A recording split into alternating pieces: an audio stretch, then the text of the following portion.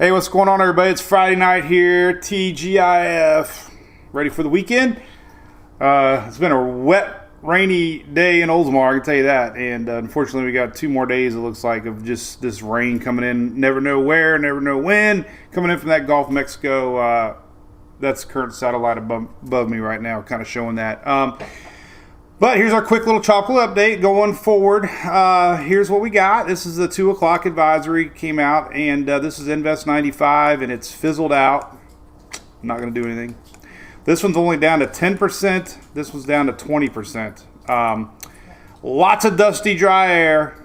We talked about it a lot on the brew this morning, but lots of dry, dusty air out here in the Atlantic. So, general trends, this thing goes weak. So, it's going to be somewhere around here, the 15th, 16th time frame. So, if you're keeping your eye on this first wave right here, this guy, it's going to take almost a week to get to the Lesser Antilles. So, a lot of time to watch. This one hasn't even left Africa yet. I'm going to show you that here. In fact, as a matter of fact, you can see it right here. Great shot here on Weather Nerds. Very, very, very low convection. I mean, almost non-existent. But Earl, on the other hand, Earl looking healthy. No dry air for Earl. But here's our next wave, and a lot of the models are kind of pointing this one up. So I'm not. The second wave might not even be a factor. But I'm gonna show you all the runs, and then of course we got this low here in the Gulf, still spinning in a lot of moisture. A lot of storms again today. These are feeding all the way to Georgia, South Carolina, North Carolina. Even some now are spinning up into Louisiana, Mississippi. So it's not tropical, but man, it looks tropical. It's got some definite spinach out there. One graphic I like to show here is this animated dust map. This is a great one. This shows you the amount of dry air. Oh, there's the boys. This shows you the dry air. Holy moly, look at this. This is not 95, Invest 95, surrounded by dry air. No hope that this is going to do anything. Here's our new wave. Look at this. Dry air all around it. So it's got a rough road ahead of it. We're going to see if it can even survive that. And then our next wave, we'll see. We will see what's going on. So with that being said, here is something I posted earlier today.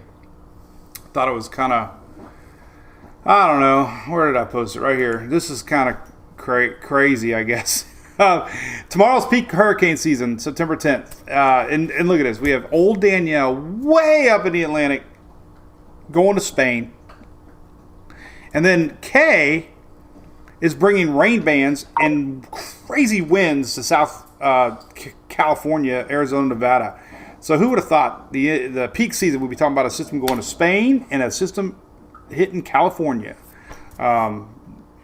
Unbelievable. Here's some tweets from earlier from the Weather Channel here showing that some of the peaks out there near San Diego, 109 miles an hour. Laguna Launch, 93. Highland Springs, 51. So big winds from Kay out there today was the storyline. And here's live radar as of 5 p.m. This is our 5 p.m. tropical update. 5 o'clock somewhere, by the way. Rain bands in California because of Kay. Quite incredible. All right. So here's what we got in the south. Let's get a little closer. I want to show a couple things here. What's going on in the south. So we got all this juice coming up. Nothing's tropical with it. We do have a mid-level low pressure area that's somewhere right here, but it's just funneling in all this moisture. And unfortunately, it's just going to continue. We got a flood watch, big chunk here, Florida, and we got South Carolina and Georgia. A lot of storms bubbling up with the Gulf Stream.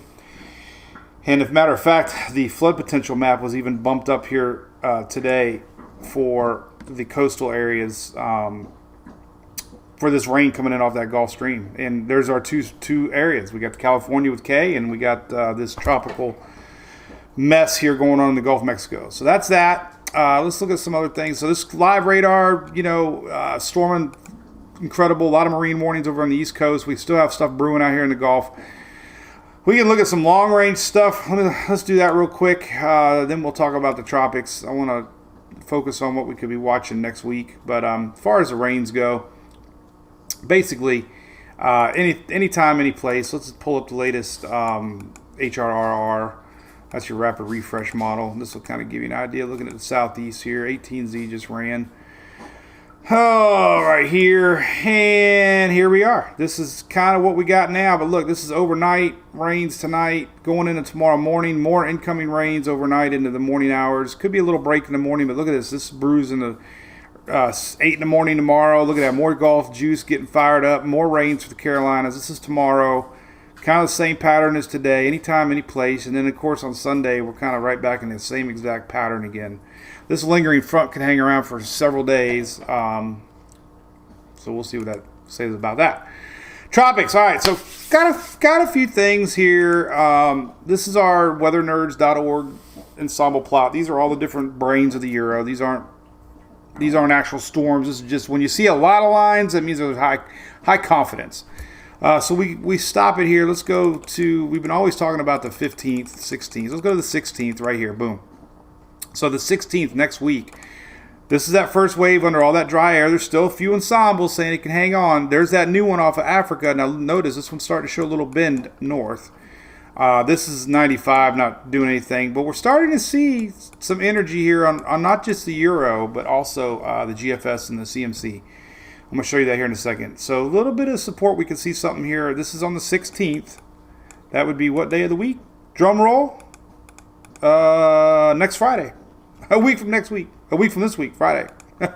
So we could see a little something popping up here. We'll have to see about that. And then there are still a couple ensembles suggesting maybe something pulling up in the Gulf. But this is it. This is the Euro. Some of the GFS runs were showing this getting really, really, really weak. And maybe getting going again. You know, that would be way down the road. Just keep that in the back of your mind. Weaker system. Definitely, if it keeps on trucking west, you know, once it gets in this general area, if this thing has anything left, you know, it could do something. But this is this is the timestamp. The 16th, we could have a little spot here, here, here, and here to watch. Now, your individual model runs, let's take a look at that. Let's go to tropicaltidbits.com. We're going to go to the 15th, and you're going to see low pressure. There's our new wave off of Africa starting to curve. You're going to see a little bubbling going on here on the 16th, showing the CMC, showing that low pressure, possibly kind of like Colin did.